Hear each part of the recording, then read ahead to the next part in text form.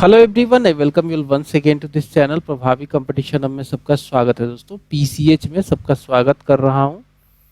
And जैसा कि आपको पता है कि मैंने एक वीडियो इसकी डाली थी, विजन आईएएस का। हम लोग मंथली करंट अफेयर जो कवर कर रहे हैं उसका एक वीडियो मैंने डाला था, जो कि पॉलिटी एंड गवर्नेंस से रिलेटेड था। इसका मास्टर वीडियो मैंने डाला हुआ है ऑलरेडी। आप चैनल के प्लेलिस्ट में या फिर अभी रिसेंट वीडियोस में आप जाके देख सकते हैं। आज जो वीडियो हम लोग कवर करने वाले हैं, आज जो टॉपिक कवर करने जा रहे हैं वो इंटरनेशनल रिलेशन है। और ये अगस्त का जो महीना है, अगस्त 2025 का जो है करंट अफेयर हम विजन आईएएस से कवर कर रहे हैं। तो देखो, international relations are very important because now it is considered that world is a global village. ठीक है, world is a global village. ठीक है, क्यों? खासकर जब डब्ल्यूटीओ बना। एंड देखिए, डिप्लोमेटिक जो है रिलेशनशिप बहुत इम्पॉर्टेंट है वर्ल्ड के साथ। जो चाहे वो छोटे से छोटा नेशन हो, चाहे वो बड़े से बड़ा nation like India and America and so and all, कोई सा भी हो। तो अभी जो fair and representative global order पहला टॉपिक आपको दिख रहा है, ये क्यों चर्चा में आया? बिकॉज हमारे इंडिया के जो एक्सटर्नल अफेयर्स मिनिस्टर हैं, जिनका नाम है श्री एस जयशंकर साहब, इन्होंने अभी अटेंड किया बिम्स्टेक का ट्रेडिशनल म्यूजिक, जहाँ पे इन्होंने कहा कि there is a urgent need for fair and representative global order. So what is the reason why he consider the current global order is not fair and representative? So what are the reasons?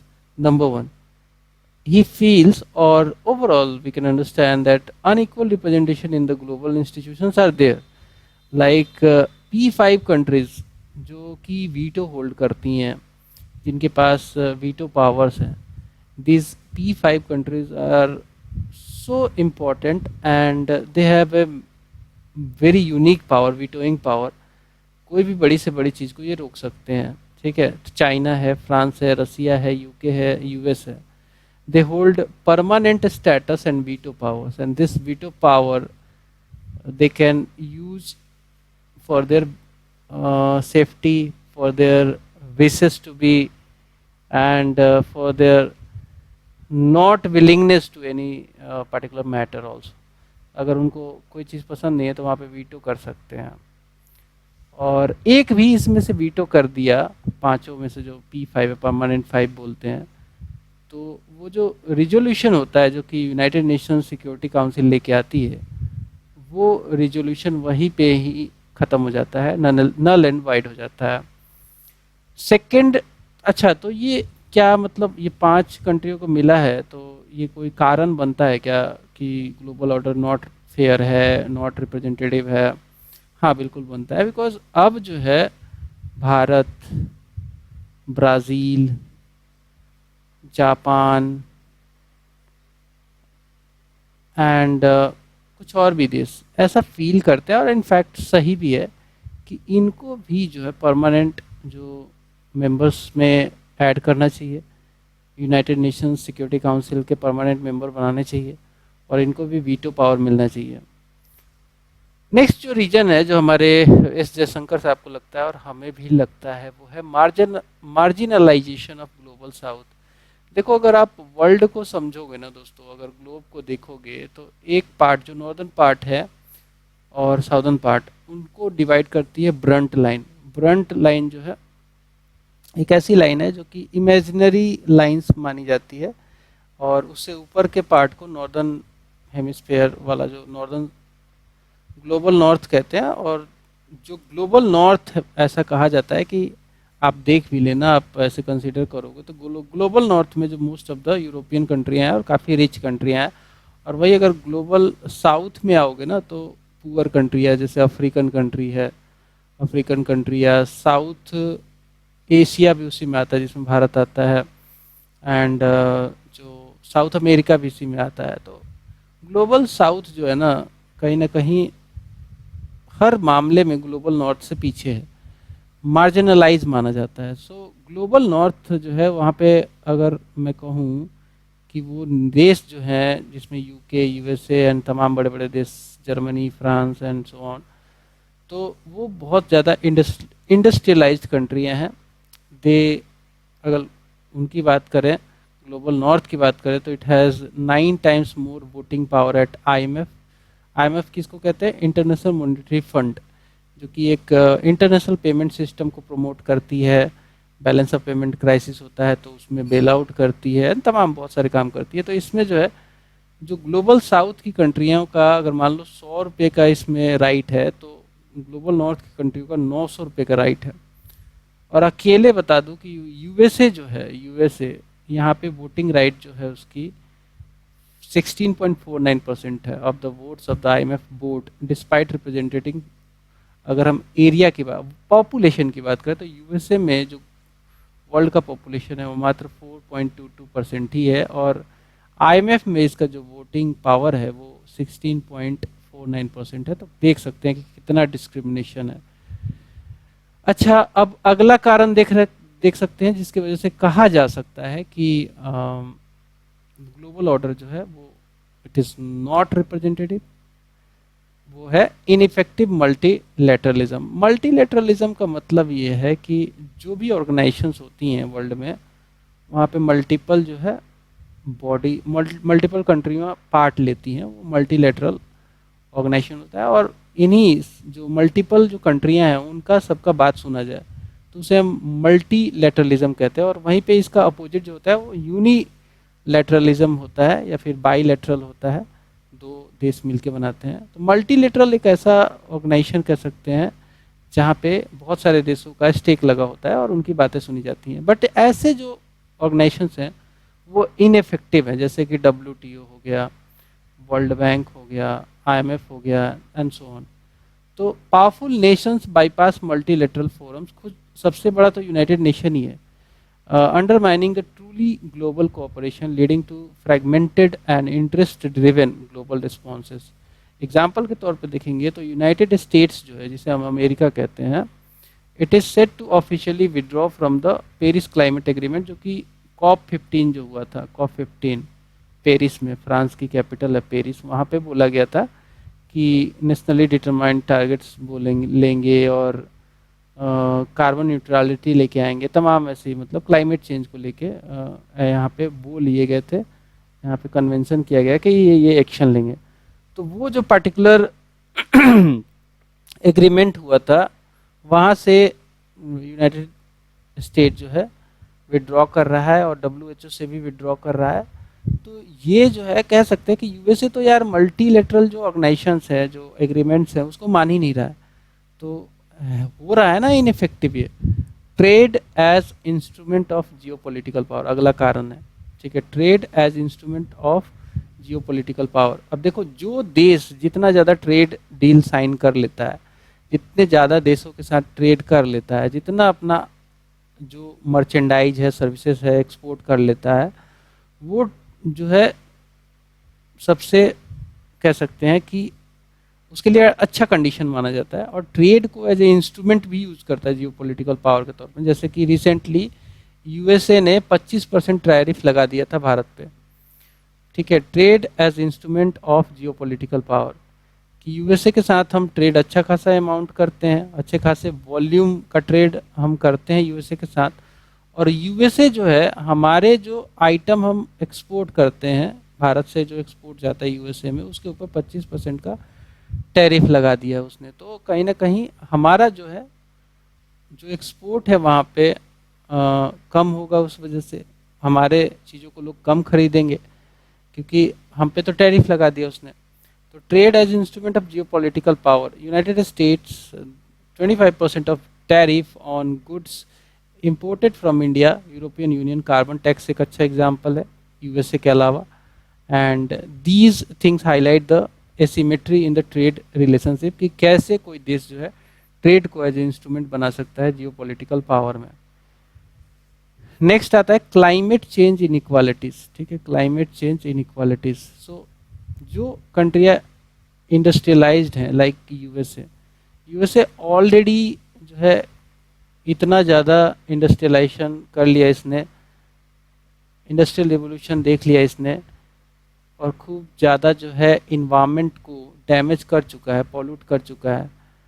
तो अब जो है USA को उसका कुछ amount पे करना चाहिए कि भाई ठीक है, आपने not only United states, most of the European company का जो कंट्रियां हैं उनको बर्डन जो है क्लाइमेट चेंज का ज़्यादा लेना चाहिए, बट इनइक्वल वो ट्रीट करती हैं। जैसे मैंने बताया था कि यूएसए तो विड्रॉ भी कर गया था COP15 से, जिसे हम पेरिस एग्रीमेंट कहते हैं, क्लाइमेट चेंज के ऊपर था ये। सो क्लाइमेट चेंज इनइक्वालिटीज इनइक्विटीज देखी गई है, ठीक है। जैसे कि industrialised countries like USA accounts for 20% of all historical emissions. जितना भी हमारे धरती पे इमिशन हुआ है आज तक हिस्टोरिकली, उसमें से 20% का कंट्रीब्यूटर तो अकेला यूएसए है। And consequences disproportionately affects countries in global south. अब देखो, इतना ज़्यादा इमिट किया यूएसए ने, लेकिन उसका जो बर्न्ट है, ठीक है, वो जो है उसका जो भुगतान है वो ग्लोबल साउथ के नेशन कर रहे हैं। कहने का मतलब उन पे ज़्यादा असर दिख रहा है, क्योंकि ऐसा बताया जाता है कि जो नेशन जितना वीक होगा उतना ही ज़्यादा अफेक्टेड होगा क्लाइमेट चेंज का। अब जैसे कि अब सी लेवल राइज आप सुन रहे होंगे, तो जो देश इसको टैकल अच्छे से नहीं कर पाएगा, अपने जनता को जो कि कोस्टल रीजन में रहती है उसको शिफ्ट नहीं कर पाएगा, उसके लिए दूसरा जगह लोकेट करके उसमें फैसिलिटी देके घर बना के उनको रीलोकेट नहीं करेगा, उसको ज़्यादा दिक्कत होगी। और गरीब देश ऐसा कर नहीं पाएंगे, तो ग्लोबल साउथ को ज़्यादा दिक्कतें होती हैं इससे। एग्जाम्पल के तौर पे in 2024 the Philippines faced an extreme heat wave causing drought and heat related deaths. ठीक है, अब ये हीट वेव से फिलीपींस को घाटा हुआ। हीट वेव आया क्यों आया? क्लाइमेट चेंज की वजह से आया। क्लाइमेट चेंज का सबसे बड़ा कंट्रीब्यूटर कौन है? यूएसए है, ठीक है। लेकिन दिक्कत किसको सहनी पड़ी? फिलीपींस को। अगला जो पॉइंट है जिसकी वजह से कह सकते हैं कि ग्लोबल ऑर्डर ठीक नहीं है, वो है टेक्नोलॉजी एंड नॉलेज डिवाइड। अब देखो, जो एडवांस जो नेशंस हैं जहाँ पे कंपनियां काफ़ी बड़ी बड़ी हैं, वो कुछ ही कंट्रियां हैं जहाँ पे कंपनियां काफ़ी बड़ी हैं, जायंट कंपनियां हैं। जैसे कि एग्जांपल के तौर पे 100 companies mostly in USA and China are behind 40% of the world private investment in research and development, highlighting a sharp concentration of power। जैसे कि एग्जांपल के तौर पे अगर कहा जाए तो बड़ी बड़ी कंपनियां जैसे कि मेटा जो है इतनी बड़ी कंपनी है कि डेटा को ये मैनिपुलेट कर सकती है। अब 100 ऐसी कंपनियों का एग्जांपल दिया गया है जो कि यूएसए और मोस्टली यूएसए और चाइना से हैं। वो वर्ल्ड में जितना भी इन्वेस्टमेंट जाता है टेक्नोलॉजी और नॉलेज के ऊपर, वो उसका 40% इन्हीं में जाता है। तो what about other companies of the other Nations? तो ये डिवाइड है, टेक्नोलॉजी एंड नॉलेज डिवाइड है, जिसको हम डिजिटल डिवाइड भी कह सकते हैं। और ये डेटा जो है 40% वाला, ये हमें मिलता है टेक्नोलॉजी एंड इनोवेशन का रिपोर्ट आया था 2025 में, वहाँ से। चलिए आगे बढ़ेंगे। अब हम देख लेते हैं कि वे फॉरवर्ड क्या होना चाहिए। ग्लोबल ऑर्डर जो ठीक नहीं है उसको, उसके लिए आगे का रास्ता क्या है, क्या कर सकते हैं हम लोग? तो देखो क्या कर सकते हैं यार। सबसे पहले तो मल्टीलेटरल रिफॉर्म कीजिए। जैसे कि यूएन एक जो बहुत बड़ी संस्था है, जिसमें यूएनएससी के जो मेंबर्स हैं 5, जो P5 है, जिसमें चाइना, फ्रांस और तमाम यूएसए, यूके वगैरह देखा था हमने। उसमें अब ये जरूरी है कि ब्राज़ील जैसे देश को परमानेंट मेंबर बनाया जाए, जर्मनी, इंडिया, जापान जो कि G4 के मेंबर है, और ये एक दूसरे को सपोर्ट करते रहते हैं मल्टीलेटरल रिफॉर्म्स में। So G4 ministers representing Brazil, Germany, India, Japan support each others bids for permanent seats on United Nation security council, जो कि एक अच्छा कदम हो सकता है अगर ये मिल गया तो। इसके अलावा what we can do, we can decolonise multilateralism. Like example के तौर पे भारत ने जब G20 की अध्यक्षता की थी, तब ग्लोबल साउथ का वॉइस खुद को रिप्रेजेंट किया था। ठीक है, इसका मतलब कि भारत जो है कि एज ए लीडर बन के आया था ग्लोबल साउथ के वॉइस को रखने के लिए। So initiative such as voice of global south summit exemplify India's potential as a champion for a more equitable world order. ठीक है, तो ऐसा काम भारत को करते रहना चाहिए ताकि डीकोलोनाइज हो सके मल्टीलेटरलिज्म को। इसके अलावा जो रियो दी जेनेरियो डिक्लेरेशन जो कि 17th ब्रिक्स समिट में हुआ है, अभी रिसेंट हुआ है, उसको इम्प्लीमेंट करना जरूरी है, तब जाके कह सकते हैं कि थोड़ा बहुत सुधार होगा। So whatever we adopted in 17th BRICS summit, that has to be implemented. It advocates for inclusive AI governance. अब देखो AI एक नई चीज आ गई है, अब इसमें जो है सारा डेटा का खेल है। AI क्या है, मशीन्स जो है बिहेव करेंगे ह्यूमन की तरीके से, उनमें thinking, human like thinking ability डाली जा रही है। वो डाली जा रही है डेटा के बेसिस पे कि ऐसे कंडीशन में ह्यूमन ये किया, वैसे कंडीशन में ह्यूमन ये किया, तो lot of data will be used for AI governance. ठीक है, तो एआई का गवर्नेंस बहुत इंपॉर्टेंट है। एआई जो है डेटा पे ही काम करती है, but AI can be, there are lot of issues with AI, like it can be unethical, and some giant companies may manipulate the system, the new AI system, and governance is actually required because a lot of data can be manipulated, and in fact in India data storage is a very big issue। तो इसका governance के ऊपर जो है एक हमने जो है डिक्लेरेशन किया था, उसको इम्प्लीमेंट करना चाहिए एंड रीअलाइनमेंट करना चाहिए ऑफ आईएमएफ कोटास। आईएमएफ का कोटा, आईएमएफ में जितनी भी वोटिंग होती है उसके ऊपर डिपेंड करती है, आईएमएफ में जितना कंट्रीब्यूशन होता है, बट उसको रीअलाइन करना चाहिए कि भाई भारत का जो है मात्र 2.7% के आसपास ही कोटा है, तो ये काफ़ी कम होता है। और वही यूएसए का देखोगे तो 16.49% है। तो इसको इक्वेट करना बहुत ज़रूरी है, कोटास को रीअलाइनमेंट करना चाहिए to better reflect the current global realities and sovereign interest. इसके अलावा bridging the digital and technology divide also. अब देखो डिजिटल एंड टेक्नोलॉजी डिवाइड कैसे ब्रिज करोगे, आप प्रमोट कीजिए ओपन सोर्स को, ताकि मतलब जैसे अभी आपने सुना होगा चैट जीपीटी, जेमिनाई एंड तमाम चीज़, ये पेड भी हैं, कई सारे इसमें पेड हैं। ओपन सोर्स को प्रमोट करना चाहिए, जो ताकि मतलब कुछ ही देश ज़्यादा टेक्नोलॉजिकल एडवांसमेंट का फ़ायदा ना लें, बाकी देश जैसे कि ग्लोबल साउथ के देशों को भी इसका फ़ायदा पहुँचे। सो प्रमोट करना चाहिए हमें ओपन सोर्स इंफॉर्मेशन सिस्टम को and inclusive digital public infrastructure को, जिसमें भारत काफ़ी, डीपीआई के मामले में भारत काफ़ी आगे निकल रहा है। अब डिजिटल पब्लिक इंफ्रास्ट्रक्चर क्या होती है, आपने जैसे पेमेंट सिस्टम बहुत स्ट्रॉन्ग बना लिया, आपने हर चीज़ डिजिटल करना शुरू कर दिया, हेल्थ कार्ड, डिजिटल हेल्थ भी आज आप मेंटेन कर रहे हैं, हेल्थ कार्ड बनाने जा रहे हैं, आपका आधार का सिस्टम कितना इम्पोर्टेंट है। इस तरह भीम एक अच्छा एग्जाम्पल है। तो ये सारी चीज़ें आपके डिजिटल पब्लिक इंफ्रास्ट्रक्चर को रिप्रेजेंट करती हैं, तो ये सबको मिलना चाहिए। India's model of DPI was held up as a blueprint for global south। Bharat बहुत सारे देशों को ऐसे सिस्टम डेवलप करने में हेल्प कर सकता है, तो इसीलिए तो भारत को जो है कहा जा रहा है कि it is the voice of global south. Climate justice भी बहुत इंपॉर्टेंट है, अगर आप वे फॉरवर्ड देखेंगे तो क्लाइमेट जस्टिस बहुत इंपॉर्टेंट है। जैसे कि यूएस जैसे देश जो कि कंट्रीब्यूशन के मामले में 20% का कंट्रीब्यूशन है उनका, टोटल कार्बन अभी तक जो वर्ल्ड में इमिट हुआ है उसमें 20% तो यूएसए नहीं किया है, बट वहाँ पे ये विड्रॉ करता दिख रहा है COP15 से भी एंड इनफैक्ट मल्टीलेटरलिज्म ऑर्गेनाइजेशन से, WHO से भी। सो इसको कहीं ना कहीं क्लाइमेट जस्टिस को इम्प्लीमेंट कराना चाहिए, प्रेशर बना के करना पड़ेगा। यूएसए को कौन मना तो कोई नहीं सकता है, बट प्रेशर तो डाला जा सकता है। तो strengthen frameworks like common but differentiated responsibilities. अब ये देखो कॉमन बट डिफरेंशिएटेड रिस्पॉन्सिबिलिटीज, ये टर्म निकल के आया COP15 से, जो कि जिसे हम क्लाइमेट चेंज पेरिस एग्रीमेंट भी कहते हैं। और इस COP15 में बोला गया कि देखो नेशंस ने, जो डेवलप्ड नेशंस है उन्होंने बहुत ज़्यादा कंट्रीब्यूट किया है कार्बन इमिशन में, तो अब उनको इसकी रिस्पॉन्सिबिलिटी लेनी चाहिए।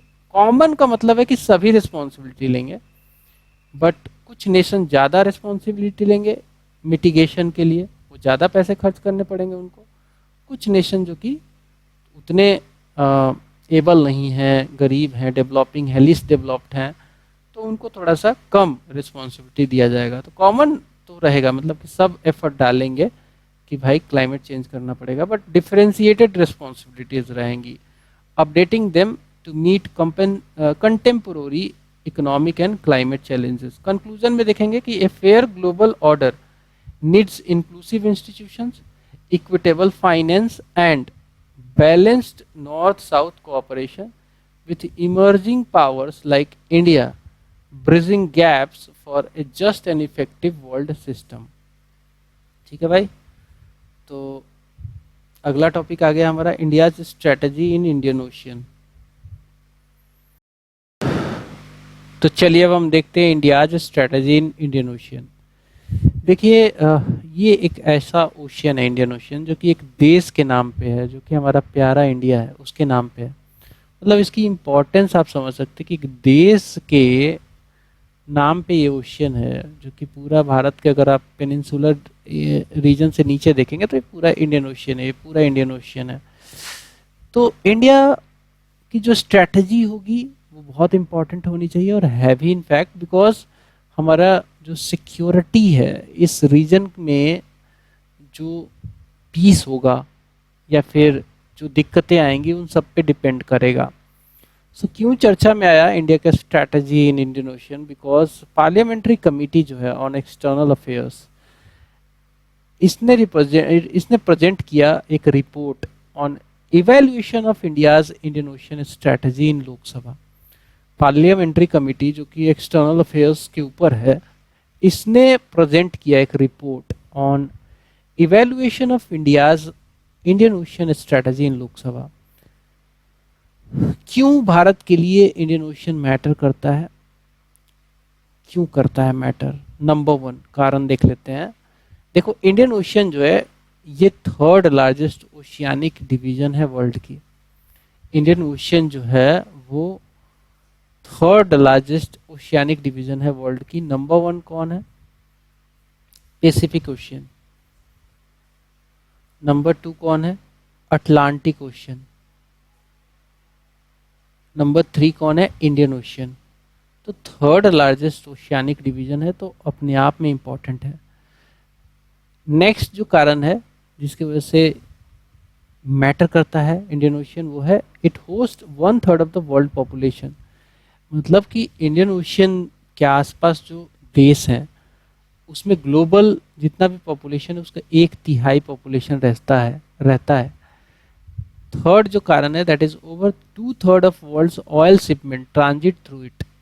अब देखो हम जानते हैं ना कि भाई जैसे ये भारत है, ठीक है, भारत है लेट से ये, और यहाँ पे साउथ, यहाँ पे अफ्रीका है, ये आपका हॉर्न ऑफ अफ्रीका हो गया, और इधर से ही समवेयर ये आपका अरेबियन सी है, एंड यहाँ से स्वेज कनाल है, ऐसे होके निकलता है। स्वेज कनाल लाल सागर को भूमध्य सागर से जोड़ता है, और ये स्वेज कनाल ऐसे होते होते आता है इंडियन ओशियन से होके, और यहाँ पे सिंगापुर से होके गुजर के ऐसे निकलता है। तो कह सकते हैं कि over 2/3 of the world's oil shipment ये ट्रांजिट करता है इस पार्टिकुलर ओशियन से। That is why it is also very important. Indian Ocean matters to the countries around it. Next जो है, and in fact it is very important for India, 90% of India's trade by volume.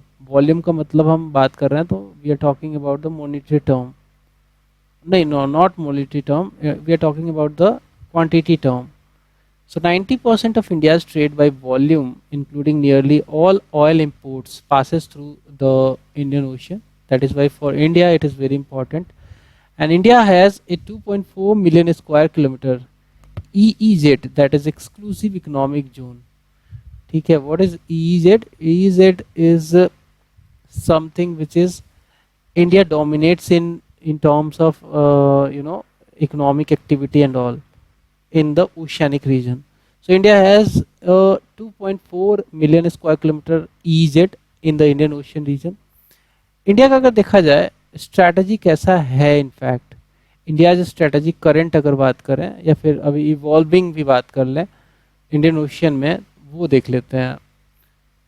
So Bharat focus कर रहा है strategic partnership पे, because sea Indian Ocean जो है इसके surrounding में there are lot of countries, and that is why these countries are part of strategic relationship through India. With India कह सकते हैं। स्ट्रैटेजिक पार्टनरशिप बनानी पड़ेगी ओवरऑल अगर ग्रोथ करना है इस पर्टिकुलर रीजन का। तो so strategic partnership, India's approach to Indian Ocean region has been guided by neighbourhood first policy, जहां पे भारत कहता है कि I am there for the neighbours, I am there for the neighbours and we will help neighbors, and it is our policy that we will look towards the neighbors first। इस particular policy को neighbourhood first policy कहा जाता है। And इसके अलावा security and growth for all in the region, जिसे Sagar doctrine कहते हैं, कि हम तो करेंगे ग्रोथ, साथ साथ में रीजन में जो भी नेशन है सबको लेके चलेंगे। This doctrine is very important.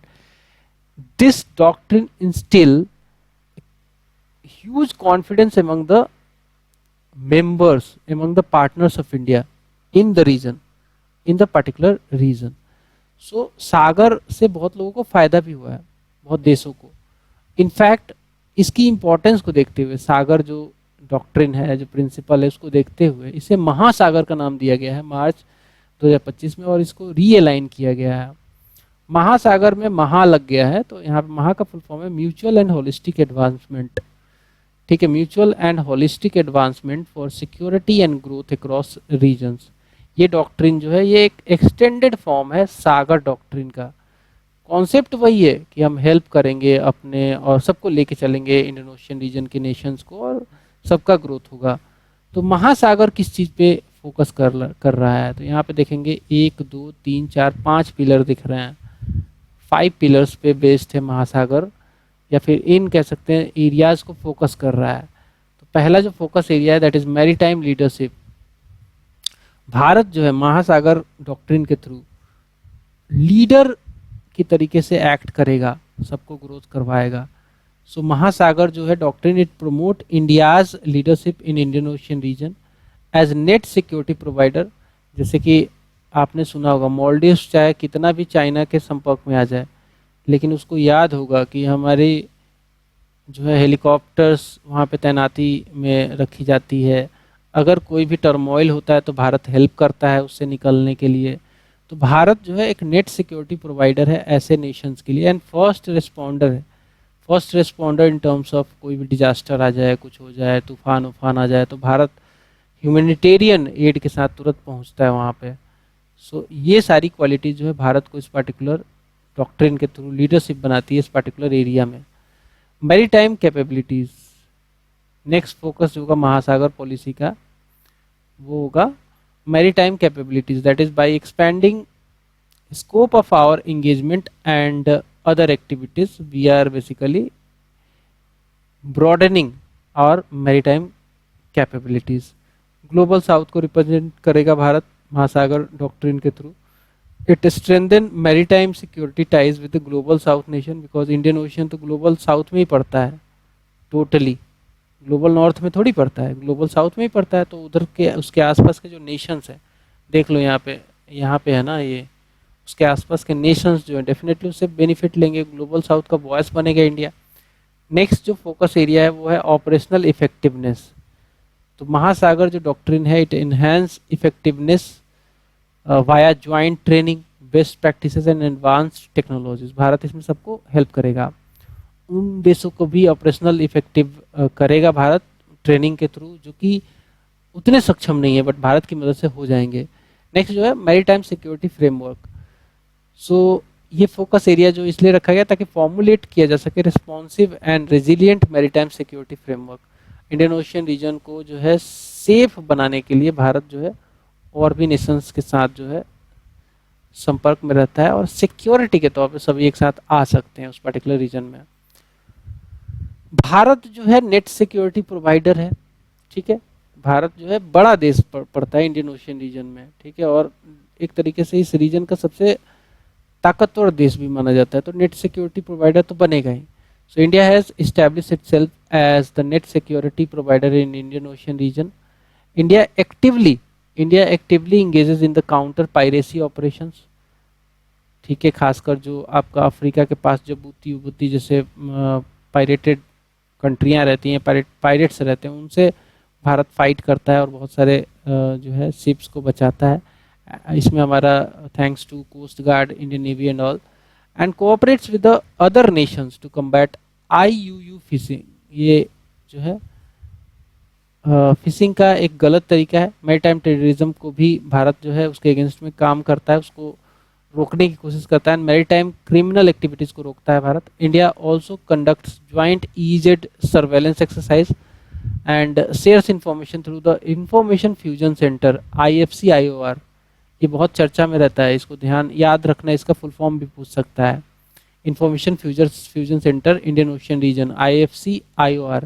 इसमें भारत जो भी करता है ना, भारत को जो भी इंफॉर्मेशन मिलती है इस पर्टिकुलर रीजन में, सिक्योरिटी सर्वेलेंस वगैरह जिससे भी रिलेटेड है, उसको शेयर करता है बाकी देशों के साथ। भारत जो है इंगेज रहता है with littoral states. Littoral states ऐसे स्टेट्स होते हैं जो कि जैसे कि सिसिल्स हो गया, सिसिल्स, मॉलडीव्स हो गया, छोटे छोटे देश जो आइलैंड कंट्रियां हैं, इसे लिटोरल कंट्रियां भी कहा जाता है। मॉरिशस, मालदीव, श्रीलंका, सिसिल्स वगैरह। So engagement with littoral states India has fostered, foster मतलब तेज करना। India has fostered strong bilateral partnership with Indian Ocean region littoral states such as Mauritius, Maldives, Sri Lanka and Seychelles। तो इनको भारत जो है सपोर्ट करता है, इनके साथ इंगेज रहता है, इनके साथ एक्सरसाइजेस करता है, इनको सिक्योरिटी भी प्रोवाइड करता है, डेवलपमेंटल असिस्टेंस देता है ऐसे देशों को भारत। कैपेसिटी बिल्डिंग प्रोग्राम्स लेके आता है, जैसे कि मॉरिशियस में वहाँ के जो एडमिनिस्ट्रेटिव ऑफिसर्स हैं उनको ट्रेंड करना, एंड श्रीलंका के एयरफोर्स वालों को भारत में ट्रेनिंग दी जाती है, बहुत हेल्प करता है भारत। इसके अलावा जो है ह्यूमैनिटेरियन असिस्टेंस करता है भारत, सपोर्ट करता है, and defence and maritime security cooperation Bharat करता है ऐसे देशों के साथ। Are the core pillars of such partnership. Regional leadership Bharat दिखाता है क्योंकि भारत ही इस पर्टिकुलर रीजन में सबसे बड़ा देश है। इंडिया प्ले ए की role, India play a key role in multilateral platforms in Indian Ocean Rim Association, including Indian Ocean Rim Association, Indian Ocean Commission, etc. Bharat जो है इन सब पर्टिकुलर चीज़ों में की रोल प्ले करता है मल्टीलेटरल प्लेटफॉर्म्स में, जैसे कि इंडियन ओशियन रिम एसोसिएशन हो गया एंड इंडियन ओशियन कमीशन हो गया। इंडिया इंफ्रास्ट्रक्चर एंड कनेक्टिविटी में भी भारत काफ़ी अग्रसर है। So India has been investing in development of ports, जैसे कि छाबहार पोर्ट ईरान में है, ठीक है। इसके अलावा श्रीलंका, मॉरिशियस, सीशेल्स जैसे देशों में इंफ्रास्ट्रक्चर डेवलप कर रहा है भारत की मदद से। यहाँ पे ज़बरदस्त इंफ्रास्ट्रक्चर बनाया जा रहा है to enhance connectivity and strategic presence. Sagarmala 2.0 ये भारत का एक स्कीम है, इंडिया फ्लैगशिप इनिशिएटिव है to enhance the port connectivity, ठीक है। सागरमाला के थ्रू पोर्ट कनेक्टिविटी प्रमोट करता है भारत, डेवलप करता है इनलैंड वाटरवेज को एंड प्रमोट करता है industrial growth to further enhance India's maritime competitiveness. Bharat जो है HADR यानी कि humanitarian assistance and disaster relief में काम करता है। जैसे कि रिसेंट एग्जांपल जो ले लें, जो टाइफून यागी आया था जो कि म्यांमार में काफ़ी क्षति पहुंचाया, वहाँ पे भारत ने भर भर के C-17 जैसे जहाज से, एयरफोर्स का जहाज है, खूब सारा जो है वहाँ पे ऑपरेशन सद्भाव के तहत मटेरियल पहुंचाया, रिलीफ मटेरियल जिसे कहते हैं। So for instance the wake of floods caused by typhoon Yagi, India launched operation Sadbhav and provided disaster relief material and medical supplies to Myanmar, Laos और वियतनाम जो कि इस पर्टिकुलर टाइफून से ग्रसित थे। अब हम देख लेंगे कुछ important multilateral platforms Indian Ocean rim association के, इंडियन ओशियन रीजन में, ठीक है, जो मल्टीलेटरल प्लेटफॉर्म्स हैं। तो सबसे पहले आयोरा है, इंडियन ओशियन रिम एसोसिएशन कहते हैं। सो इंडिया जो है इसका फाउंडिंग मेंबर माना जाता है। जब ये फाउंड किया गया था 23 मेंबर्स के साथ, तो भारत उसमें शुरू से ही शामिल था। ये एक रीजनल ग्रुपिंग बनाई गई थी aimed at strengthening economic cooperation, maritime safety and environmental security in this particular region, Indian Ocean region में ही। इसके अलावा इंडियन ओशियन नेवल सिंपोजियम है। अब नेवल सिंपोजियम है तो नेवीज का जो है ज्वाइंट एक्शन होता है यहाँ पे। This was launched in 2008 by India. It seeks to increase the maritime cooperation among navies of the littoral states. Littoral states like Sri Lanka, like मैंने बताया था कि Seychelles, Maldives and so on, Mauritius.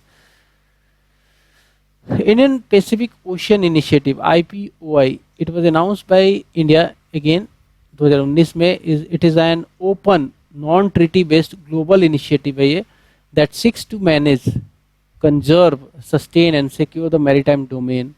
इसके अलावा क्वाड एक्सरसाइज करते हैं. Quad में 4 देश शामिल है, Australia, USA, India and Japan. Malabar exercise आपको पता होगा. तो क्वाड्रिलेटरल सिक्योरिटी डायलॉग जो है addresses the maritime security, safety, humanitarian assistance and disaster relief, environmental protection, connectivity, strategic technology, supply chain resilience, ताकि मतलब कैसा भी आपदा विपदा आ जाए सप्लाई चेन नहीं रुकनी चाहिए. लॉजिस्टिक की बात कर रहे हैं. Health, education and cyber security amongst the others. ये कोई मिलिट्री ऑर्गेनाइजेशन नहीं है, मिलिट्री ग्रुपिंग नहीं है. ये एक कह सकते हैं कि वर्ल्ड इस पर्टिकुलर रीजन में सिक्योरिटी, डिजास्टर मैनेजमेंट इन तमाम चीज़ों को प्रमोट करने के लिए क्वाड का एक्सरसाइज होता है. नेक्स्ट आता है BIMSTEC, that is Bay of Bengal initiative for multi sectoral. Bay of Bengal initiative for multi sectoral technical and economic cooperation, जिसे बिम्स्टेक इन शॉर्ट कहते हैं. Bay of Bengal initiative for multi sectoral technical and economic cooperation, जिसे BIMSTEC कहते हैं. India is the lead country, India जो है इसमें lead country है for security pillar of BIMSTEC, which covers counter terrorism and transnational crime को cover करता है, disaster management and energy security भी देता है. बिम्स्टेक और सार्क में अंतर है दोस्तों. सार्क जो है इसमें पाकिस्तान शामिल है, अफगानिस्तान शामिल है, बट बिम्स्टेक में आपको पाकिस्तान नहीं मिलेगा, अफगानिस्तान नहीं मिलेगा और कुछ अलग नेशन मिलेंगे. थाईलैंड इसमें मिलता है. तो सार्क और बहुत सारे उसके जो नेशंस हैं वो बिम्स्टेक में तो हैं, जैसे बांग्लादेश है, इंडिया है और भी देश हैं, बट पाकिस्तान और अफगानिस्तान इसमें नहीं है. सो नेक्स्ट है Indian ocean commission, a smaller organisation है, ये छोटा ऑर्गेनाइजेशन है. It focuses on economic, environmental issues and maritime security. India जो है अभी इसका भारत जो है एक ऑब्जर्वर स्टेट है. अब अगर हम बात करें कि इंडियन स्ट्रेटजी को अभी क्या क्या चैलेंजेस झेलने पड़ रहे हैं और क्या क्या थ्रेट्स है इंडियन स्ट्रेटजी में. जो पॉलिटिकल चैलेंज है, जैसे कि presence of extra regional players इस पार्टिकुलर रीजन में, इंडियन ओशियन रीजन में, with investment in port and infrastructure. Example के तौर पे चाइना ने श्रीलंका और मालदीव्स में खूब इन्वेस्टमेंट किया है, जैसे कि श्री हम्बन टोटा जो है वो चाइना डेवलप कर रहा है श्रीलंका में, एंड मालदीव्स में भी काफ़ी ज़्यादा पैसा लगा रहा है चाइना. मालदीव्स तो इनफैक्ट चाइना के ग्रिप में आ भी गया है. They by expanding their strategic footprint and adversely impacting our security interest. China की वजह से सबसे ज़्यादा दिक्कत आती है हमें. आइलैंड स्टेट्स जो हैं, hedging between partners is a challenge in steady economic and security में एंगेजमेंट. मैरीटाइम सिक्योरिटी का भी इशू देखा जा रहा है. Region faces issues like piracy, terrorism, illegal activity, unreported and unregulated fishing. ठीक है, इलीगल, अनरिपोर्टेड, अनरेगुलेटेड फिशिंग, मतलब फिशिंग को जो है लोग चोरी छुपे कर रहे हैं. ड्रग ट्रैफिकिंग एंड स्मगलिंग, ये मैरीटाइम सिक्योरिटी को खतरा पहुंचा रही हैं. इसके अलावा एक और चैलेंज है, that is infrastructure and connectivity gaps. Bharat जो है इतना ज़्यादा इंफ्रास्ट्रक्चर पे खर्चा नहीं कर पा रहा है जितना चाइना कर रहा है. So several Indian Ocean region, including India's key partners like Sri Lanka, Maldives, Mauritius, Seychelles, face infrastructural and financial limitations.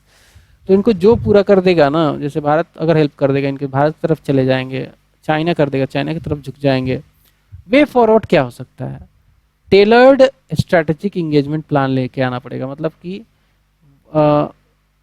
हमारा जो इंगेजमेंट प्लान होगा वो काफ़ी स्टडी करके, टेलर करके, ताकि फिट बैठे. India should formulate A comprehensive and flexible strategic engagement plan covering all 35 littoral states with key focus areas including maritime security, climate resilience, infrastructure development and defense cooperation also.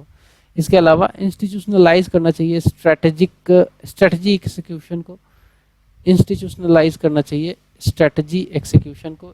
We should establish a dedicated inter-ministerial task force comprising key ministries to address existing institutional silos, जो दिक्कतें institutional दिक्कतें हैं, streamline decision making and enable faster, better coordinated execution of India's interest in the region. Next जो हम काम कर सकते हैं that is integrating Indian Ocean and in Indo-Pacific strategies. So we should develop a unified and coherent maritime strategy, integrating Indian Ocean and Indo-Pacific policies also, including strengthening cooperation through key multilateral platforms such as IORA है, Indian Ocean Rim Association कहते हैं, quad है, ASEAN है, इनसे हम और जो है टाई अप करेंगे, ग्रीन महासागर ला सकते हैं, ठीक है, we shall integrate environmental sustainability into India's regional strategy, ठीक है, with focus on marine ecosystem protection, illegal fishing, bottom trawling को रोक के पॉल्यूशन रिडक्शन कर सकते हैं, डिजास्टर रिस्पॉन्स ला सकते हैं एंड प्रमोट कर सकते हैं ब्लू इकोनॉमी को। ब्लू इकोनॉमी मतलब कि ओशियानिक जो है इकोनॉमी, हम जो ओशन से रिलेटेड जो भी इकोनॉमिक एक्टिविटी करेंगे। Next way forward will be strengthening the maritime strategy, enhancing India's maritime deterrence through advanced technologies। हम अपने नेवी को और स्ट्रॉन्ग बना सकते हैं, इंक्लूडिंग सैटेलाइट सर्वेलेंस ला सकते हैं, air driven maritime domain awareness लेके आ सकते हैं। Role of Indian navy is very important in such activity, we shall improve fleet readiness, personal training, logistic support and accelerate the modernization of naval forces by prioritizing indigenous development under the आत्मनिर्भर Bharat initiative. इसमें काफ़ी ज़्यादा जो है scorpion class की जो है हम जो सबमरीन्स हैं उसको डेवलप कर रहे हैं फ्रांस की मदद से and so on. Enhancing India's cultural footprint, तो भारत का जैसे संबंध है रामायणा जो एक्सपेंशन है इंडोनेशिया जैसे देशों में, एंड और भी हम कर सकते हैं, increase funding of Indian missions to undertake the initiative such as cultural centres, art performances and heritage promotion also. Conclusion में देखेंगे कि इंडिया का जो पॉलिसी है, India's policy in Indian ocean region is centred on maintaining security, fostering regional cooperation and promoting strategic and economic interest with the objective of promoting greater prosperity in the region and of making the Indian Ocean a free, open, inclusive space based on the United Nations Convention of the Law of Sea, that is UNCLOS.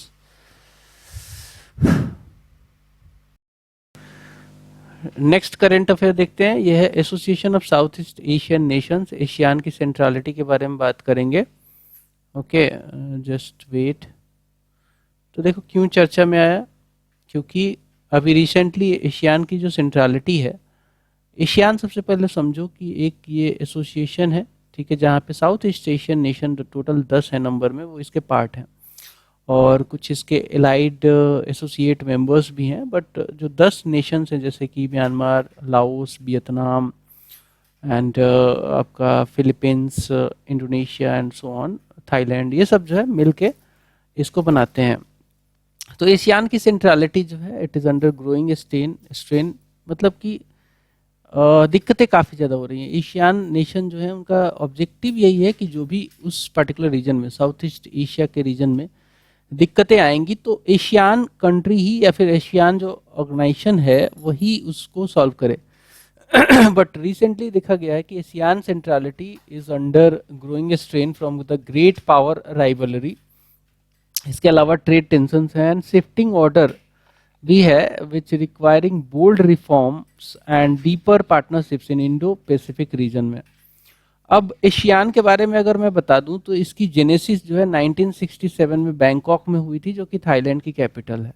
So it was established in 1967 in Bangkok which is the capital of Thailand, which with the signing of ASEAN declaration, जिसे हम Bangkok declaration भी कहते हैं। इसका M क्या है, ठीक है, एशियान बना तो उसका एम हमने रखा था accelerate regional economic and cultural progress, promote peace, stability and rule of law, foster collaboration across education, trade, agriculture and industry। ये सब इसके एम्स रखे गए थे, जिसको फुलफिल करने में काफ़ी हद तक ये कामयाब रहा है। और एशियान के बनने के बाद साउथ ईस्ट एशियन रीजन में इन जनरल काफ़ी अच्छा खासा ग्रोथ देखने को मिलता है। इसकी जो सेक्रेटरीट है ये जकार्ता इंडोनेशिया में है, ठीक है, जकार्ता इंडोनेशिया में।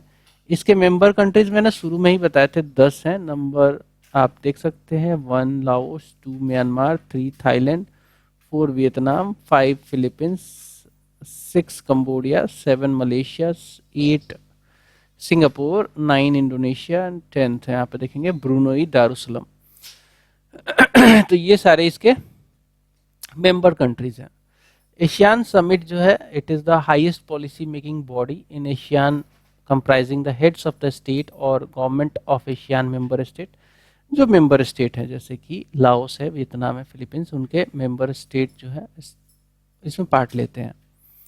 एशियान का जो चार्टर है उसमें आर्टिकल 1.15 जो है of the ASEAN charter emphasizes that the grouping's primary goal is to uphold the centrality and active role of ASEAN as the main driving force behind its relations and cooperation with the external powers। मतलब कि देखो ASEAN की centrality होनी चाहिए किस चीज़ में, तो जो भी इसके रिलेशन होंगे एक्सटर्नल पार्टनर्स के साथ जो भी डिसीजन होगा वो एशियान के द्वारा इन्फ्लुएंस होना चाहिए, ना कि किसी और के द्वारा। What is the relevance? What is the relevance of Asian centrality in the region? So we will see it one by one. Number one, जो रिलेवेंस है, सबसे पहला रिलेवेंस है कि सिक्योरिटी एंड स्टेबिलिटी के लिए बहुत ज़रूरी है कि एशियान की सेंट्रलिटी हो। Through forums like ASEAN regional forum and ASEAN defence ministers meeting plus, जिसे हम ADMM प्लस भी कहते हैं, ASEAN provides space for defence, maritime and security dialogue involving both members and external powers. ठीक है, next देखिए economic integration के लिए बहुत इंपॉर्टेंट है, बिकॉज जो रीजनल कॉम्प्रिहेंसिव इकोनॉमिक पार्टनरशिप है ये एक एशियान जो ये एसोसिएशन है इसके द्वारा led strengthening regional trade like across Asia Pacific, इसके लिए भी एशियान की सेंट्रलिटी बहुत ज़रूरी है। नॉर्म्स नॉर्म बिल्डिंग एग्जाम्पल के तौर पे देखेंगे कि treaty of Amity and cooperation originally meant for Southeast Asian states has evolved into a key regional framework with major powers like China, US, Russia also becoming signatories to it। Threats क्या क्या है, ASEAN centrality को काफ़ी threats दिख रहे हैं। Number one जो है वो ग्रेट पावर राइवलरी चल रहा है, जैसे यूएस चाइना आपस में लड़ते रहते हैं कि भाई मैं सुप्रीम तो तू सुप्रीम, ठीक है। तो ग्रेट बनने का, ग्रेट पावर बनने का होड़ लगा हुआ है यूएस चाइना के बीच में। ये कंपटीशन जो है इट रिस्क मार्जिनलाइजिंग एशियान, ठीक है। अब एशियान का पे लोगों का जो है उसकी सेंट्रलिटी पे फोकस कम हो जाएगा। यूएस चाइना दोनों जो है काफ़ी ज़्यादा दम लगाए हुए हैं ग्रेट पावर बनने के लिए। फ्रेगमेंटिंग रीजनल यूनिटी एग्जाम्पल के तौर पे देख सकते हैं, बेल्ट एंड रोड इनिशिएटिव जो है चाइना लेड है ये, इसमें बहुत सारे नेशन शामिल भी हुए हैं। And Indo Pacific strategy USA की है। तो ये चलता रहता है और इस चीज़ की वजह से जो है एशियान की सेंट्रलिटी को धक्का पहुंचता है। यूएस की टैरिफ अपने आप में घातक साबित होती जा रही हैं। The tariffs are destabilising the international trade system crucial for ASEAN economies. Next देख सकते हैं कि overlapping regional architectures like new unilateral arrangement such as Quad, जिसमें 4 नेशन शामिल है, इंडिया, यूएस, जापान और ऑस्ट्रेलिया शामिल है इसमें क्वाड में। ऑकुस में ऑस्ट्रेलिया, यूनाइटेड किंगडम, यूएस शामिल है, 3 देश, इसमें इंडिया नहीं शामिल है। ये सारी जो रीजनल आर्किटेक्चर हैं they challenges ASEAN led security mechanism like East Asia summit, ADMM plus जो है, तो डिफेंस मिनिस्टर्स की जो मीटिंग है ये। Internal divisions, there are also examples like Vietnam put a strong pressure on ASEAN members to confront China, whereas Cambodia along with Laos have also become increasingly dependent on China's infrastructure loans। तो एक तरफ तो देख सकते हैं कि Vietnam चाहता है कि एशियान जो मेंबर्स हैं, बाकी जो वियतनाम के अलावा 9 मेंबर्स हैं जिसमें कंबोडिया भी है एंड लाओस भी है और सारे भी हैं, तो वो चाहता है कि चाइना के ऊपर प्रेशर डाला जाए in terms of in South China Sea में जो इशू है उसको लेकर। बट चाइना के साथ बहुत ज़्यादा संबंध बढ़ चुके हैं कंबोडिया और लाओस के। इनफैक्ट इतने ज़्यादा इन्होंने लोन ले लिया है, इंफ्रास्ट्रक्चर लोन, कि चाइना जब चाहे तब इनको अपने हिसाब से मोल्ड कर सकता है, इकोनॉमिक डिप्लोमेसी दिखा सकता है। नेक्स्ट देखिए क्रेडिबिलिटी क्राइसिस एग्जाम्पल के तौर पे on Myanmar crisis, ASEAN has struggle to enforce the 5 point consensus. Myanmar में रोहिंग्या का आपने सुना होगा, यहाँ पे और भी दिक्कतें आती रहती हैं।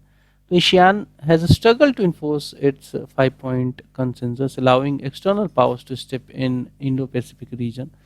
इसके अलावा जो आखिरी है that is weak institutional capacity, like ASEAN जो है, एशियान का सेक्रेटरीट जो है, it has limited resources in terms of economic resources and which curtails ambitious initiatives. तो ये भी एक दिक्कत की बात है. क्या आगे का रास्ता चुनना चाहिए, क्या आगे का रास्ता होना चाहिए एशियान की सेंट्रलिटी को प्रमोट करने के लिए और उसे रीस्टैब्लिश करने के लिए इस पर्टिकुलर रीजन में? तो एशियान को अपग्रेड कीजिए. एशियान को अपग्रेड किया जा सकता है. जो एशियान की कम्युनिटी विजन टू 2045 है एंड एशियान का जो political security community strategic plan है, इसके अलावा जो एशियान का इकोनॉमिक कम्युनिटी जो स्ट्रेटेजिक प्लान है 2026 से 30 तक का, it marks step in the right direction. तो ऐसा कदम उठाया गया और ठीक है ये. इसके अलावा cooperate with like minded partners, like European union जो है वो चाहती है FTA साइन करना एशियान के साथ, एंड एशियान के साथ ही नहीं, इसके अलावा इंडिविजुअली भी जो भी मेंबर्स हैं एशियान में उनके साथ भी ये FTA यानी कि फ्री ट्रेड एग्रीमेंट साइन करना चाहती है, जिससे काफ़ी फ़ायदा होगा and this will expand it's presence in the Indo Pacific reason. So such kind of cooperation with the like-minded partners are always welcome, and this is going to be very helpful for ASEAN as a organization and its centrality. Next देख सकते हैं formal consultation mechanisms लाना चाहिए. जैसे कि quad है, हमने देखा था कि जो रीजनल ग्रुपिंग्स है वो कहीं ना कहीं खतरा बन रही हैं एशियान की सेंट्रलिटी के लिए. तो क्यों नहीं जो है फॉर्मल कंसल्टेशन किया जाए. भाई क्वाड का अलग रिक्वायरमेंट है, एशियान का अलग रिक्वायरमेंट है, and whatever the convergence point are there, both the organization shall act according to converge on the issues. So with the growing grouping like Quad, proposing joint initiatives on shared concerns and exploring ways to connect mini-lateral arrangements with ASEAN-led processes is always welcome. Closer partnership करना चाहिए ASEAN को India के साथ, because India is a big very important player in terms of this region. And Indo Pacific region में अगर देखेंगे तो और इंडियन ओशियन में देखेंगे तो it's very important that organization like ASEAN and other organizations shall always be a close partner to India. So India shares ASEAN interest in enhancing regional trade, increasing economic diversification and promoting regional stability also. So India's role cannot be ignored in this particular region, because India can be a very good friend of ASEAN nations, member nations. Okay, and it has also policies like neighborhood first policy and look east policy, which is always centered on these nations. Okay, so how can India deal with shift? How can India deal with the shift of ASEAN centrality? Bharat का इसमें क्या role हो सकता है? So India can effort in synchronizing this particular issue. इसके साथ जो है एशियन की सेंट्रलिटी पे काम करेगा Bharat. Synchronise efforts like advancing cooperation between India and Indo Pacific Ocean initiative with ASEAN's AOIP, that is Asian outlook on Indo Pacific, on shared Indo Pacific concerns specially maritime security, disaster response and blue economy opportunities etcetera.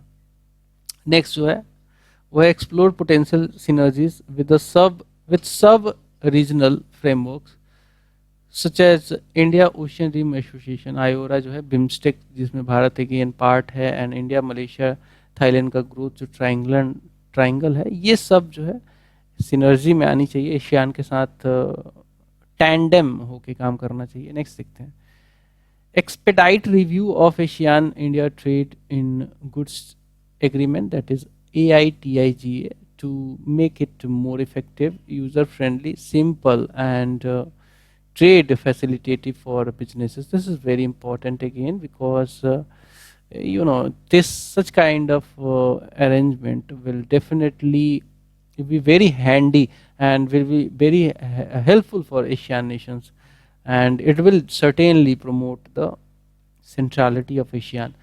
Next देखते हैं implementation of the ASEAN India tourism cooperation work plan, जो कि 2023 से 2027 के बीच का है.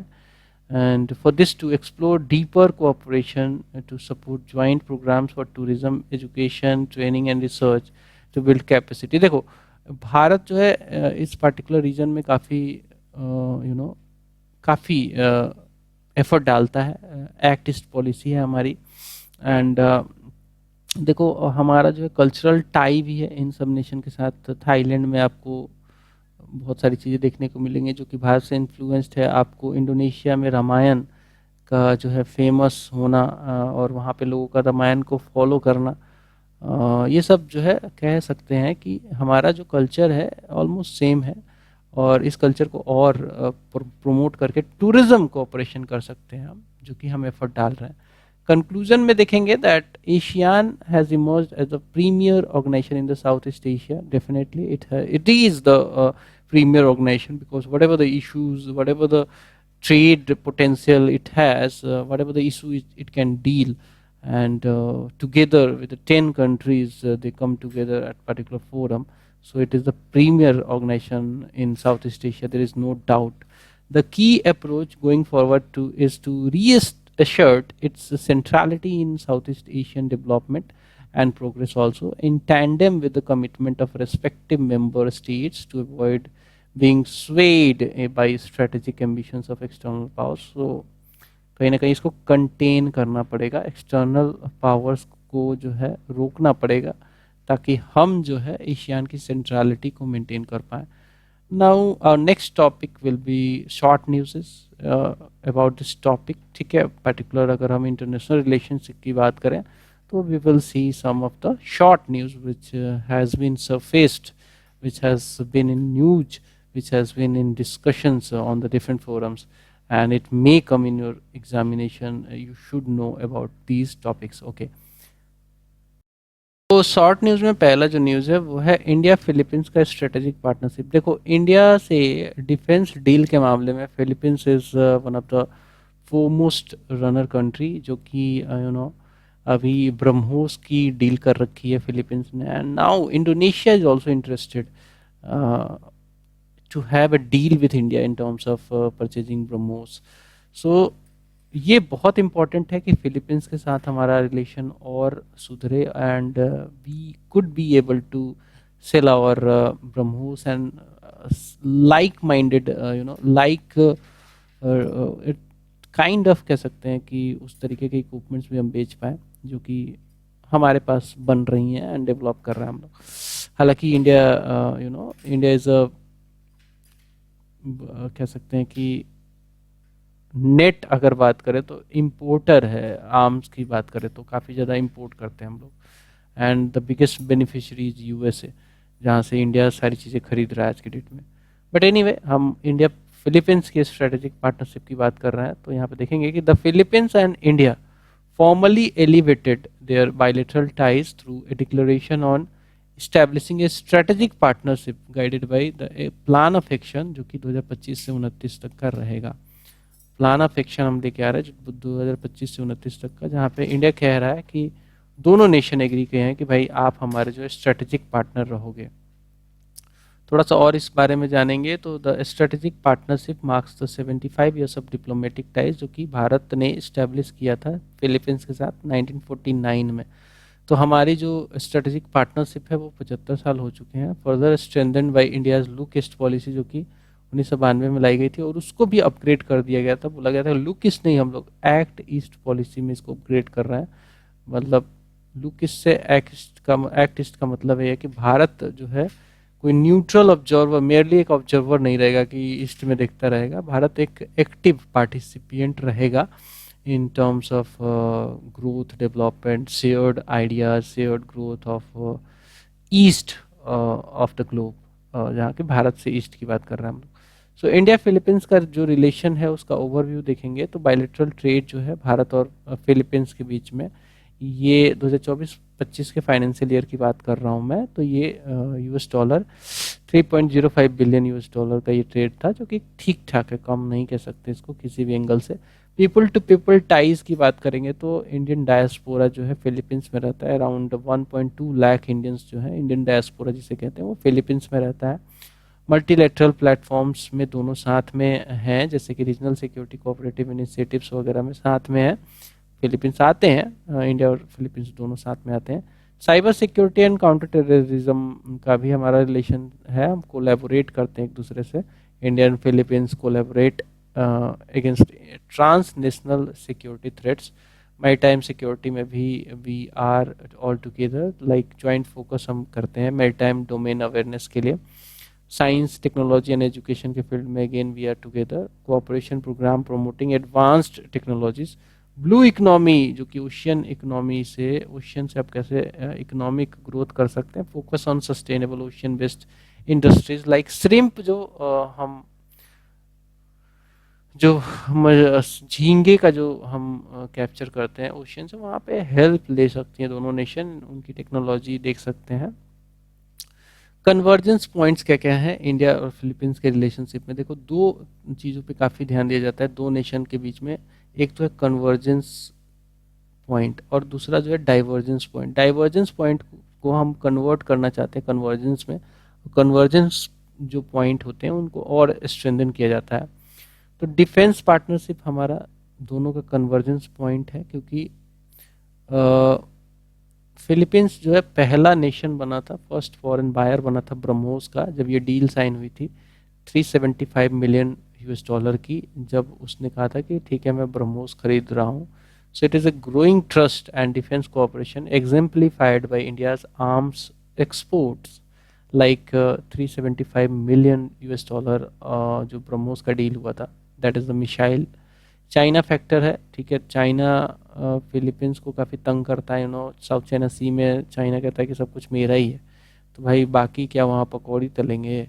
तो increasing Chinese assertiveness in South China Sea threatens Philippines sovereignty because Philippines also claims such part of South China Sea that to be of Philippines, but China कहता है कि भाई नहीं मेरा है। so there is dispute and China का not only Philippines के साथ, बाकी देशों के साथ भी, ऑलमोस्ट उस रीजन में साउथ चाइना सी में जो भी लगती हैं देश से, वहाँ सबके साथ ही इसका डिस्प्यूट है। तो चाइना फैक्टर से की वजह से भी फिलीपींस जो है इंडिया की तरफ देखता रहता है कि भाई चाइना को कंटेन करना है तो इंडिया का मदद लेना पड़ेगा। Also India's maritime trade routes जो है ये फिलीपींस के लिए इम्पोर्टेंट है, bringing both towards closer cooperation.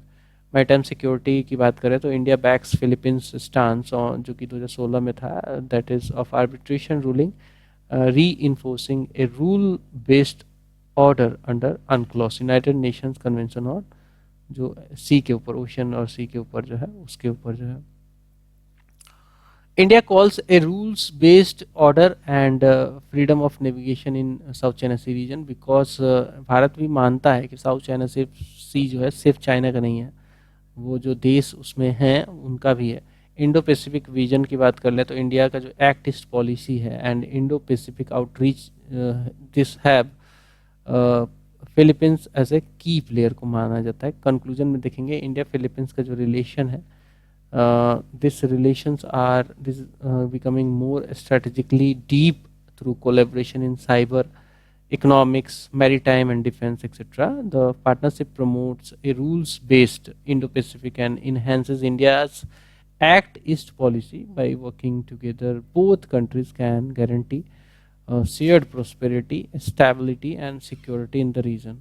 Next देखते हैं, नेक्स्ट जो टॉपिक है वो UN India global capacity building initiative है, ठीक है।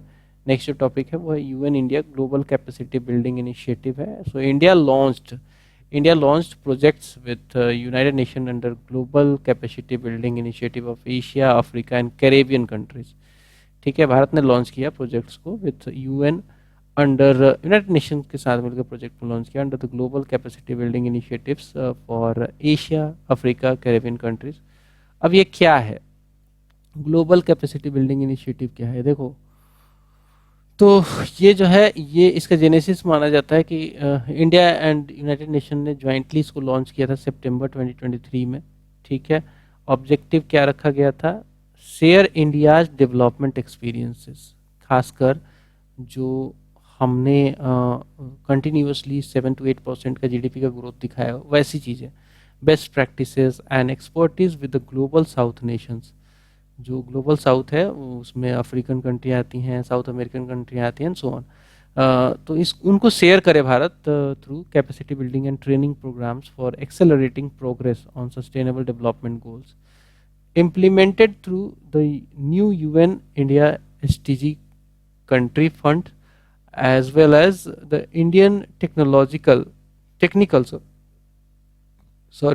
Indian technical and economic cooperation programme के तहत इसको इम्प्लीमेंट किया जा रहा है। नेक्स्ट जो शॉर्ट न्यूज़ है वो है यूरेशियन इकोनॉमिक यूनियन के बारे में। यूरेशियन इकोनॉमिक यूनियन, ठीक है, यहाँ पे देख सकते हैं कि यूरेशियन इकोनॉमिक यूनियन में कौन कौन से मेंबर कंट्री हैं। सबसे बड़ी कंट्री रसिया इसमें मेंबर है। इसके अलावा सेंट्रल जो एशियन कंट्री हैं, सेंट्रल एशियन रीजन की जो कंट्रियाँ हैं जैसे कि कजाकिस्तान, किर्गिस्तान, ये भी शामिल है। इसके अलावा बेलारूस शामिल है, देख सकते हैं, आर्मेनिया शामिल है।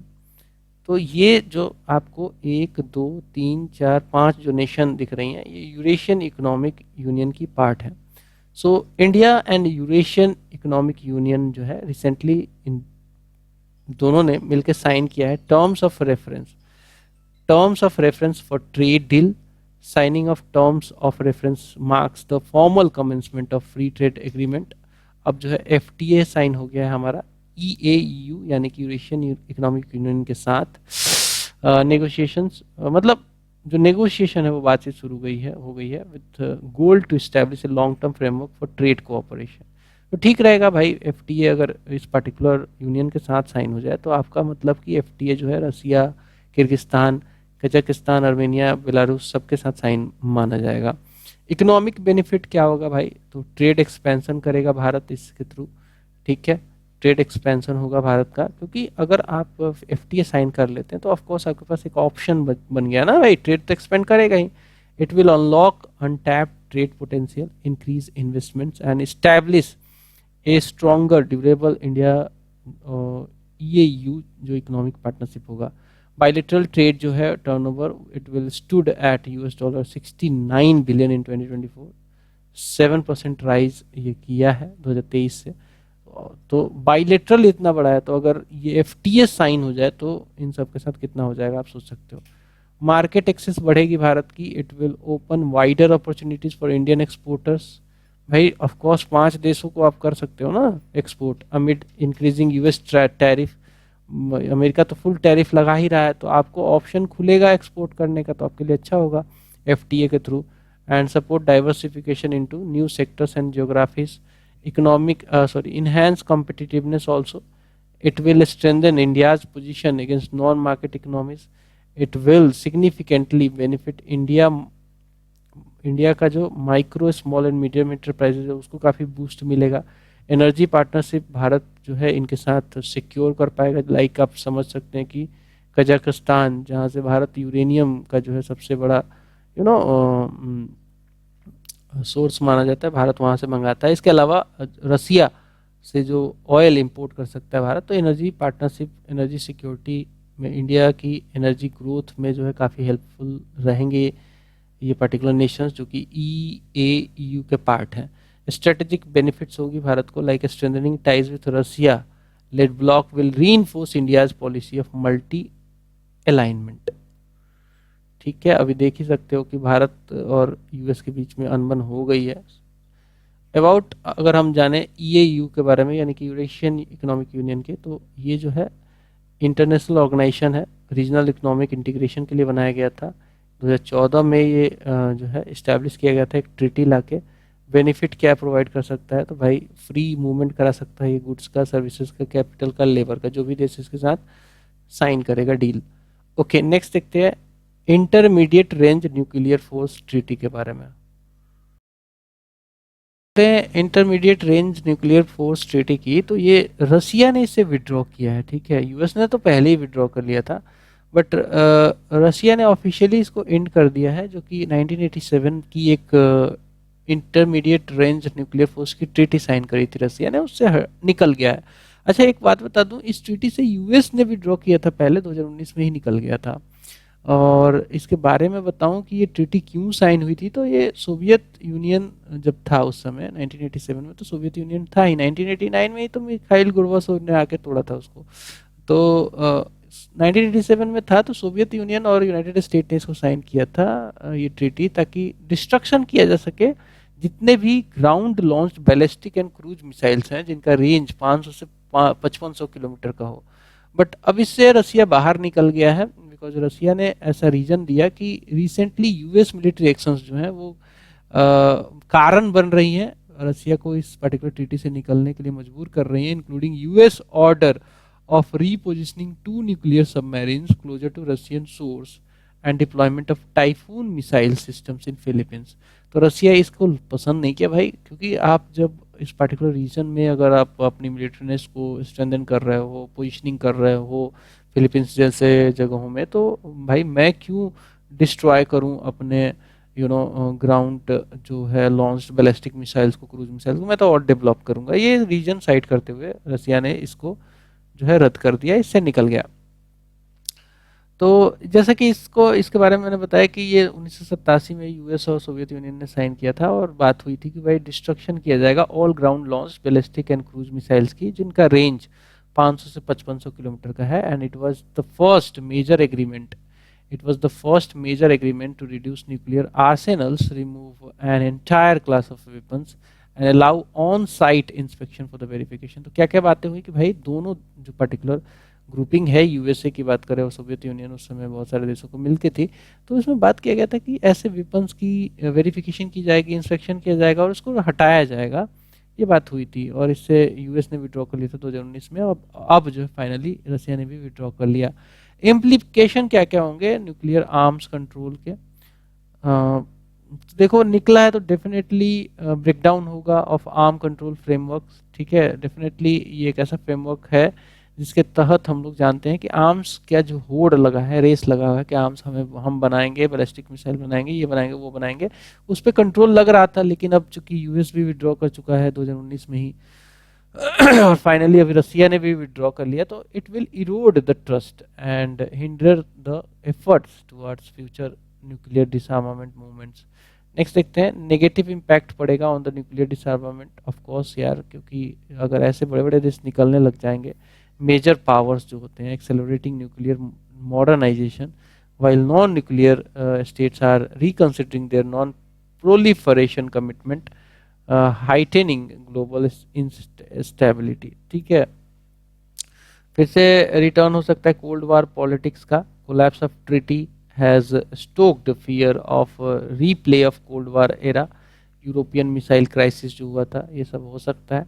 इसके अलावा increasing security risk, such weapons take less time to reach targets. Ballistic missile तो, क्रूज मिसाइल तो काफ़ी कम समय में टारगेट में पहुंचते हैं, काफ़ी लंबा डिस्टेंस कवर करते हैं, काफ़ी पिन पॉइंटेड एक्यूरेसी से काम करते हैं। Raising the likelihood of global nuclear conflict over the false launch warning.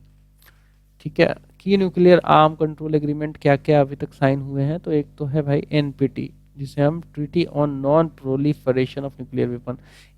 इसका जो सिग्नेटरी है वो ये कहता है कि मैं अब जो है बैलिस्टिक मिसाइल या फिर न्यूक्लियर वेपन्स नहीं बनाऊंगा। तो ये एक आर्म कंट्रोल एग्रीमेंट है न्यूक्लियर आर्म के लिए। It entered into force in 1970. It aims at preventing a spread of nuclear weapons and weapon technology, जो कि न्यूक्लियर से रिलेटेड है। इसके अलावा स्ट्रेटेजिक ऑफेंसिव रिडक्शन ट्रीटी जो है, शॉर्ट बोलते हैं, ठीक है, स्ट्रेटेजिक ऑफेंसिव रिडक्शन ट्रीटी 2002 में यूएस रसिया का ये बायलैटरल एग्रीमेंट था लिमिटिंग स्ट्रेटेजिक न्यूक्लियर वारहेड्स। ठीक है, स्ट्रेटेजिक ऑफेंसिव रिडक्शन ट्रीटी जो है 2002 में यूएस रसिया का बायलैटरल एग्रीमेंट था लिमिटिंग स्ट्रेटेजिक न्यूक्लियर वारहेड्स। इसके अलावा new strategic arms reduction treaty जो है, न्यू स्टार्ट बोला जाता है इसको। ठीक है, new strategic arms reduction treaty new start कहा जाता है। 2010 में बायलैटरल एग्रीमेंट था ये between US and Russia, significantly limiting the strategic arms.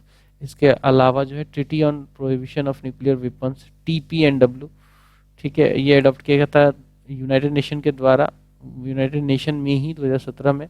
And prohibition participating in any nuclear weapon activity, इसमें बोला गया कि किसी भी न्यूक्लियर एक्टिविटी में कोई भी जो मेंबर नेशन है वो पार्टिसिपेट नहीं करेगा। अब देखो अर्मेनिया और अजरबैजान के बीच में कुछ धरती को लेकर, नगोर्गो जो है काराबक्स रीजन है, उसको लेकर काफ़ी ज़्यादा जो है बवाल कटता है। दोनों देश जो हैं उस पे अपना धौंस जमाना चाहते हैं, वो अपने में मिलाना चाहते हैं। तो अर्मेनिया अजरबैजान का पीस एग्रीमेंट जो है यूनाइटेड स्टेट के द्वारा संभव हो पाया है। So United States has achieved the brokerage, कह सकते हैं कि पीस ट्रीटी करवाने में, एग्रीमेंट करवाने में काफ़ी हेल्प करी यूनाइटेड स्टेट ने। The deal aims to bring the end of 2 decades. The deal aims to bring an end to decades of conflict between two South Caucasus countries. ठीक है, अर्मीनिया और अजरबैजान दोनों लड़ रहे थे। की प्रोविजन ऑफ द डील देख लेंगे, क्या क्या की प्रोविजन इस पर्टिकुलर डील में। नंबर 1, सेसेशन ऑफ हॉस्टैलिटीज, दोनों देश एक दूसरे के ऊपर जो हॉस्टैलिटी कर रहे थे वो खत्म किया जाएगा। So both nations agreed to end the arm conflict, establish diplomatic relation, दोनों देश जो है डिप्लोमेटिक रिलेशन बनाएंगे। अब Trump route for international peace and prosperity जो है ट्रिप्स कहते हैं। New transit ruling linking Azerbaijan to its exclave that is Nakhchivan through Armenia territory. US has exclusive development rights in this particular region. तो ये trip जो है Trump route for international peace and prosperity बनाया जा रहा है। ये एक ट्रांजिट रूट होगा सॉरी, ये एक ट्रांजिट रूट होगा जो कि लिंक करेगा अजरबैजान को नखचीवन, जो कि अर्मेनियन टेरिटरी के थ्रू जा रहा है। ठीक है, ये जो पार्टिकुलर रीजन है, ये जो पार्टिकुलर रीजन है नगोर्नो काराबख, ये है तो पूरा देख सकते हैं अजरबैजान में, लेकिन अर्मेनियन लोग यहाँ पे रहते हैं। नेशनैलिटी जो है, मतलब रेस की बात करें तो अर्मेनियन रेस यहाँ पे ज़्यादा रहता है, इसलिए ये कॉन्फ्लिक्ट का मुद्दा बना हुआ है। बैकग्राउंड देख सकते हैं कि the Armenia Azerbaijan conflict is mainly over Nagorno Karabakh, ये वाला रीजन जो मैंने अभी दिखाया आपको। ठीक है, it is a mountainous region sorry, गला मेरा ठीक नहीं है। ये एक माउंटेनियस रीजन है inside Azerbaijan, but predominantly populated by ethnic Armenians. है तो ये अजरबैजान में, लेकिन एथनिक अर्मेनियन यहाँ पे रहते हैं। 1980s में आप देखेंगे तो देख सकते हैं 1980s में नगोर्नो जो काराबख था, it broke away from Azerbaijan with Armenia's support. ठीक है, अजरबैजान से अलग हुआ, अपने आप को अलग किया, अर्मेनिया ने सपोर्ट किया था। 1991 में दोनों कंट्री जो है gained independence from the Soviet union, अलग हुई थी सोवियत यूनियन से दोनों कंट्रियाँ, पहले सोवियत का पार्ट थी, बट डिस्प्यूट कंटिन्यू रहा कि भाई ये किसका पार्ट है नगोर्नो काराबख वाला। 2023 में Azerbaijan regained full control causing nearly 1 lakh Armenians to flee to Armenia. अब इस चक्कर में अर्मेनियंस के जो 1 लाख अर्मेनियन थे वो यहाँ से भागे बेचारे, क्योंकि अजरबैजान ने पूरा इसमें कंट्रोल स्थापित कर दिया।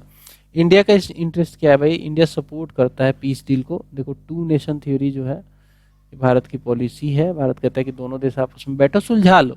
तो India supports the peace deal calling it an important achievement. ठीक है, यूएस के द्वारा ब्रोकर्ड ही सही, बट इंडिया इसको ठीक कहता है कि सही इंपॉर्टेंट अचीवमेंट है for dialogue and diplomacy. The deal is important for India as Armenia जो है it is the only country in the region with which it has a friendship and cooperation treaty, जो कि 1995 में sign हुई थी Armenia के साथ। और भारत के पीएम साहब जाते भी हैं।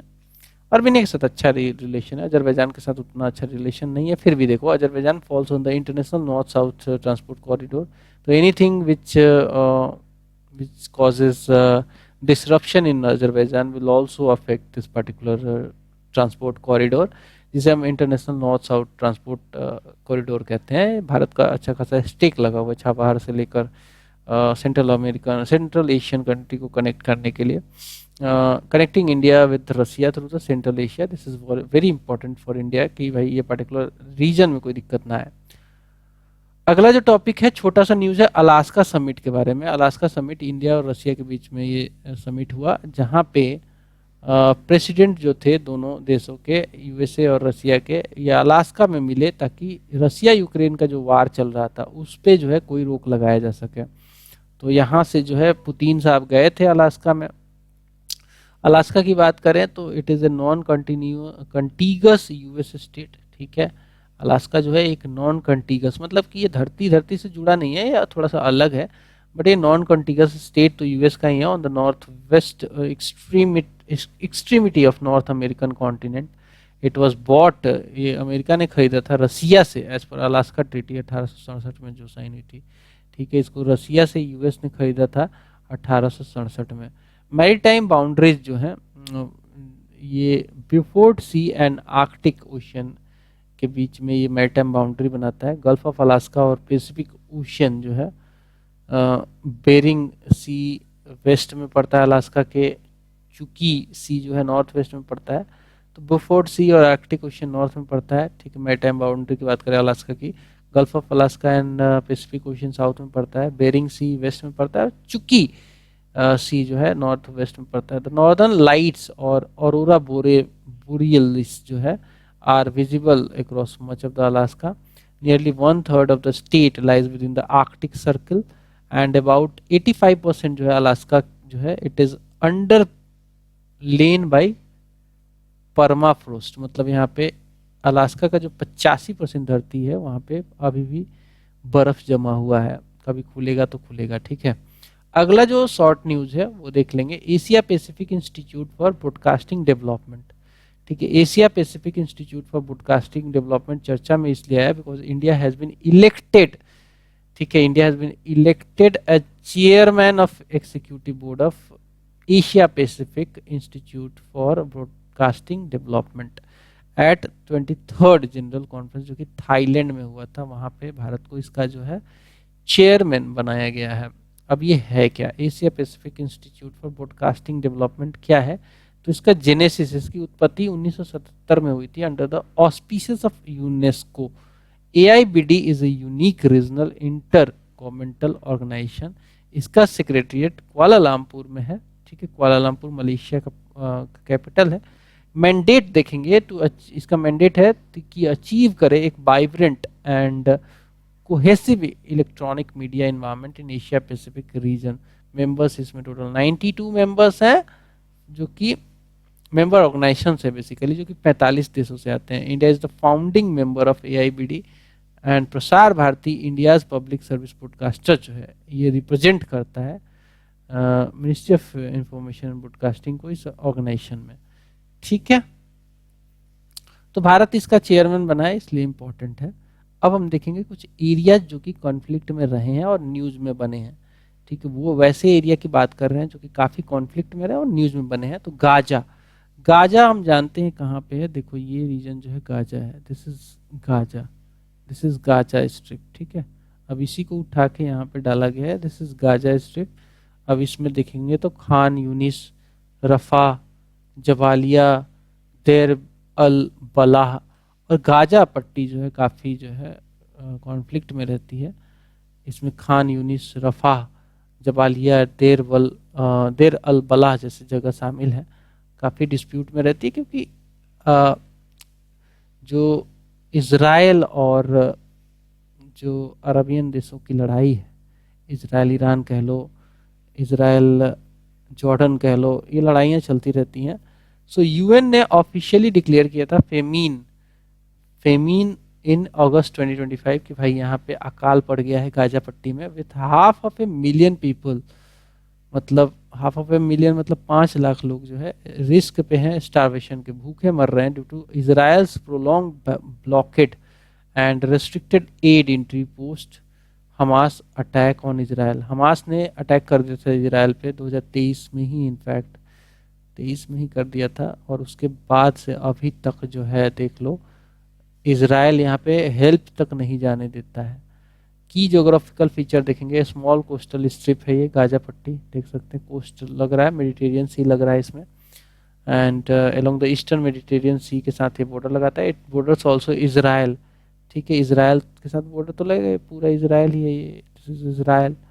ठीक है, ये इजराइल का उसके साथ बॉर्डर लगाता है एंड इजिप्ट के साथ भी बॉर्डर लगता है। ये पर्टिकुलर जो रीजन है ये इजिप्ट का रीजन है। ठीक है, साउथ वेस्ट में विथ नियरली 2.2 मिलियन पीपल यहाँ पे रहते हैं। It is amongst the most crowded places in the world. यहाँ पे 2.2 यानी कि 22 लाख लोग रहते हैं।